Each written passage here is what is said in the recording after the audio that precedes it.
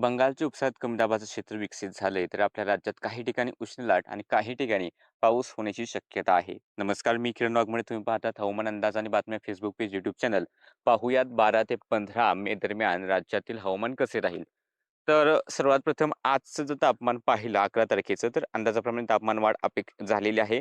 पुणे शिवाजीनगर 41.6, जी की सरासरी म्हणून 4.1 ने अधिक आहे. म्हणजे उष्ण लाट किंवा उष्ण लाट सदृश स्थिती या ठिकाणी आहे. लोहगाव 43.8 जे 6.3 ने जास्त आहे, म्हणजे या ठिकाणी उष्णतेची लाट सक्रिय आहे. त्यानंतर अहिल्यानगरचं आज तापमान उपलब्ध नाही, पण जळगाव 44.3 उष्ण लाट सदृश स्थिती आहे. कोल्हापूर 38.9, महाबळेश्वर 33.3, मालेगाव 43.2, नाशिक 42, तापमान खूप वाढलेलं नाशिक शहरात सुद्धा. सांगली 39.3, सातारा 41.1 आणि सोलापूर 42.3. कोकणात जर पाहिलं तर मुंबई कुलाब्याचं तापमान आहे 35.4, सांताक्रूज 35.8, अलिबाग 38.2, जे सरासरी 4.9 ने अधिक आहे. म्हणजे या ठिकाणी उष्णतेची लाट सदृश स्थिती आहे. किंवा ठाणे, पालघर, रायगडच्या अंतर्गत भागात उष्णतेची लाट पाहायला मिळालेली आहे. त्यानंतर रत्नागिरी 34, पणजी 35.7, डहाणू 37.9, मराठवाडा विभागात धाराशिवचं आज तापमान उपलब्ध नाही. छत्रपती संभाजीनगर 43.4, तापमान खूप वाढलेलं आहे. परभणी 43.2, बीड 43.5, त्यानंतर विदर्भात किंवा राज्यात सर्वाधिक अकोला 45.1 अंश सेल्सिअस उष्णतेची लाट आहे. अमरावती 44, बुलढाणा 43.2, ब्रह्मपुरी 42.2, चंद्रपूर 41, गोंदिया 39.2, नागपूर 42, वाशिम 42.6, वर्धा 43.8 आणि यवतमाळ 41.4. म्हणजे पूर्व विदर्भात तापमान थोडंसं कमी आहे, पण पश्चिम विदर्भातील तापमान वाढू लागले आणि पूर्वेकडे सुद्धा थोड्या वेळानंतर म्हणजे थोड्या दिवसानंतर तापमान वाढण्याची शक्यता आहे. सध्या जर आपण स्थिती पाहिली तर श्रीलंकेच्या पूर्व भागांमध्ये जसं अपेक्षित होतं त्याप्रमाणे एक कमी दाबाचं क्षेत्र आज सकाळी विकसित झालेलं आहे.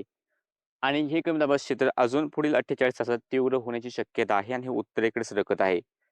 बाकी राज्यात जर पाहिलं तर या कमी दाबाच्या क्षेत्रापासून एक कमी दाबाचा पट्टा अशा प्रकारे दक्षिणेकडील पश्चिम महाराष्ट्राच्या दक्षिण भागांमध्ये कोल्हापूरपर्यंत विस्तारलेला दिसतोय आणि त्याच्या आसपास मेघगर्जना आणि पाऊस देणारे ढग हे दिसत आहेत.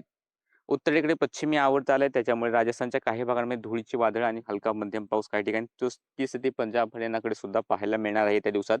पण उत्तरेकडचे कोरडे आणि उष्ण वारे उत्तर महाराष्ट्र, पश्चिम विदर्भ, कोकण किंवा पश्चिम महाराष्ट्राच्या बऱ्यापैकी भागांपर्यंत, मराठवाड्याच्या बऱ्यापैकी भागांपर्यंत पोहोचत आहेत. आणि हेच कारण आहे की राज्यात तापमान खूप वाढलेलं आहे. ही तापमान वाढ चालूच राहील किंवा हे वाढलेलं तापमान असंच राहण्याची शक्यता आहे. आज कोल्हापूरच्या दक्षिण भागाकडे पाऊस झाला, बेळगाव शहराच्या आसपासच्या भागांमध्ये पाऊस झाला. त्यानंतर इकडे सिंधुदुर्गच्या दक्षिणेतील काही भागांमध्ये सुद्धा पावसाचे ढग पाहायला मिळाले होते. आता मात्र ढग विरून जाऊ लागलेले आहेत. इकडे अकोला, अमरावती इकडे स्थानिक पातळीवरती एक दुसरे ठिकाणी हलके थेंब झाले असतील. आता अकोला, अमरावती, वर्धा, नागपूरकडे ढगाळ वातावरण जास्त आहे आणि यामुळे काय होईल की आज रात्रीचे जे काही तापमान आहे ते नेहमीपेक्षा जरा जास्त जाण्याचा अंदाज आहे. कारण दिवस तापलेला आहे अकोल्यात आणि ढग आल्यामुळे ही जी उष्णता आहे ती बाहेर पडणार नाही. त्यामुळे खूप या ठिकाणी वातावरण असह्य होईल. पुणे, सातारा, सोलापूर, धाराशिवसह मध्य महाराष्ट्र, मराठवाड्यातील बऱ्यापैकी भागांमध्ये ढगाळ वातावरण आहे. याही ठिकाणी तापमान रात्रीचं थोडंसं अधिक राहू शकते काही भागांमध्ये. अ, येत येत्या काही दिवसाचा जर आपण अंदाज पाहिला तर उद्या 12 तारखेला कोल्हापूरचे दक्षिण भाग आणि त्याला असलेले बेळगाव, सिंधुदुर्ग, गोव्याचे एक दुसरे भाग गडगडाट आणि पाऊस होण्याची शक्यता थोड्याफार प्रमाणात आहे. त्यानंतर अकोला, अमरावती, बुलढाणा, वर्धा, नागपूर, भंडारा, यवतमाळ, हिंगोली, परभणी, वाशिम, नांदेड, पुणे, साताऱ्याच्या घाटाच्या आसपासचे भाग, त्याला असलेले रायगड, रत्नागिरी आणि सांगलीचे थोडेसे भाग असेल. या भागांमध्ये उद्या स्थानिक ढगनिर्मिती होऊन एखाद्या ठिकाणी थोडाफार पाऊस होण्याची शक्यता आहे. ही शक्यता खूप थोड्या क्षेत्रासाठीच आहे, त्यामुळे खूप मोठ्या क्षेत्रावरती पाऊस होईल अशी शक्यता नाही. स्थानिक ढगनिर्मिती होईल तेवढ्या भागापुरतच अचानक वादळी वारे वाहतील आणि पाऊस होऊ शकतो असा अंदाज आहे. सार्वत्रिक पावसाची शक्यता नाही. राज्याच्या इतर ठिकाणी ढगाळ वातावरणात वाढ होईल. सध्या तरी पाऊस होईल असं सध्या इतर ठिकाणी दिसत नाही. काय बदल झाला तर नक्कीच अपडेट देण्यात येईल. 13 तारखेचा अंदाज पाहण्या अगोदर तापमान जर पाहिलं तर इकडे नंदुरबार, धुळे, जळगाव पासून ते बुलढाणा, अकोला, अमरावतीचे काही भाग असतील तापमान 44-45, काही ठिकाणी 45 पेक्षा जास्त पोहोचण्याची शक्यता आहे. त्यानंतर इकडे नाशिकच्या उत्तर-पूर्वेकडील भाग, छत्रपती संभाजीनगर, जालना, बीड, परभणी, हिंगोली, यवतमाळ, चंद्रपूर, चंद्रपूरचा भाग आहे, नागपूर, वर्धा या ठिकाणी तापमान साधारणतः 42 ते 44 अंश सेल्सिअस दरम्यान राहण्याची शक्यता आहे. म्हणजे या ठिकाणी उष्णतेची लाट सदृश स्थिती राहील की उष्णतेची लाट काही ठिकाणी राहील. त्यानंतर थोडं इकडे खाली नाशिक, पुणे, सातारा, सांगली, सोलापूर, धाराशिव, लातूर, नांदेड, गडचिरोली, भंडारा, गोंदिया या भागांमध्ये तापमान 40 ते 42 अंश सेल्सिअस दरम्यान राहण्याची शक्यता दिसत आहे. तर कोल्हापूरकडे तापमान 38-39 अंश सेल्सिअसच्या आसपास राहील. किनारपट्टीच्या भागांमध्ये तापमान 35 ते 37 अंश सेल्सिअस दरम्यान राहील. पश्चिमेकडचे वारे केव्हा वाहतील त्यावरती हे तापमान अवलंबून आहे. तर अंतर्गत भाग असतील तापमान 42 म्हणजे ठाणे, पालघर, रायगडच्या अंतर्गत भाग आहे तापमान 42 अंश सेल्सिअसपेक्षा अधिक. रत्नागिरीच्या अंतर्गत भाग तापमान हे साधारणतः 40 अंश सेल्सिअस किंवा त्याहून अधिक राहण्याची शक्यता आहे. म्हणजे राज्यात उष्णतेची लाट आहे, तापमान खूप वाढलेलं राहणार आहे.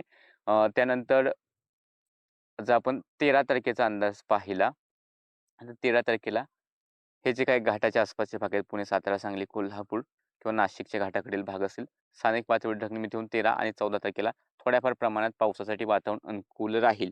थोड्याफार प्रमाणातच स्थानिक पातळीवर ढगनिर्मिती होऊनच ही शक्यता असल्यामुळे खूप मोठ्या क्षेत्रावरती यामुळे दिलासा मिळेल असं सध्या दिसत नाही. आणि 13-14 तारखेला विदर्भातही एक दुसऱ्या ठिकाणी अशाच प्रकारे स्थानिक ढगनिर्मिती किंवा मराठवाड्याच्या दक्षिण भागात अशाच प्रकारचे स्थानिक ढगनिर्मिती होऊन एखाद्या भागामध्ये झालं तर पाऊस होईल त्याची शक्यता सुद्धा खूप कमी क्षेत्रावरती आहे. त्यामुळे तापमान वाढीपासून तर सुटका विशेष दिसत नाहीये. पुण्यामध्ये परवा थोडंसं तापमान कमी होऊ शकतं. तरी सुद्धा 40 अंश सेल्सिअसच्या आसपासच तापमान राहील किंवा त्याहून अधिक राहू शकतं. जर आपण हवामान विभागाचे इशारे पाहिले तर हे अजून उद्या बदलतील. उद्या कदाचित पुण्यामध्ये सुद्धा उष्णतेच्या लाटेचा इशारा देण्यात येईल.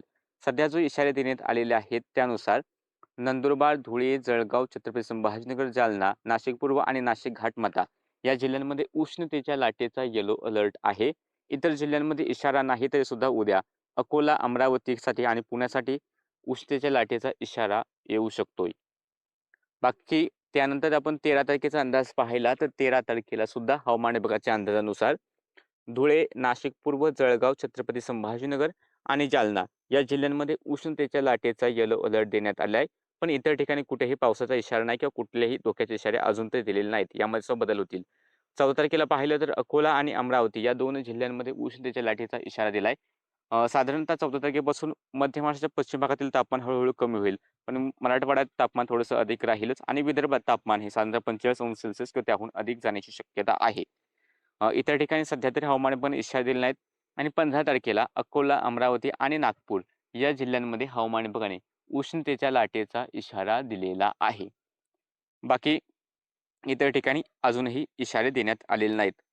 उद्या हवामान विभाग एक अपडेट देणार आहे, की मान्सून अंदमानमध्ये केव्हा पोहोचू शकतो किंवा केरळमध्ये केव्हा पोहोचू शकतो. अशा प्रकारच्या अपडेट्स हवामान विभाग उद्या प्रेस कॉन्फरन्समध्ये देईल. त्याच्यासुद्धा अपडेट्स जेव्हा पोहोचतील तेव्हा त्याचा व्हिडिओ बनवण्याचा प्रयत्न राहील. उद्या कदाचित मी प्रवासात सुद्धा असेल. त्यामुळे शक्य असल्यास व्हिडिओ नक्की देईल.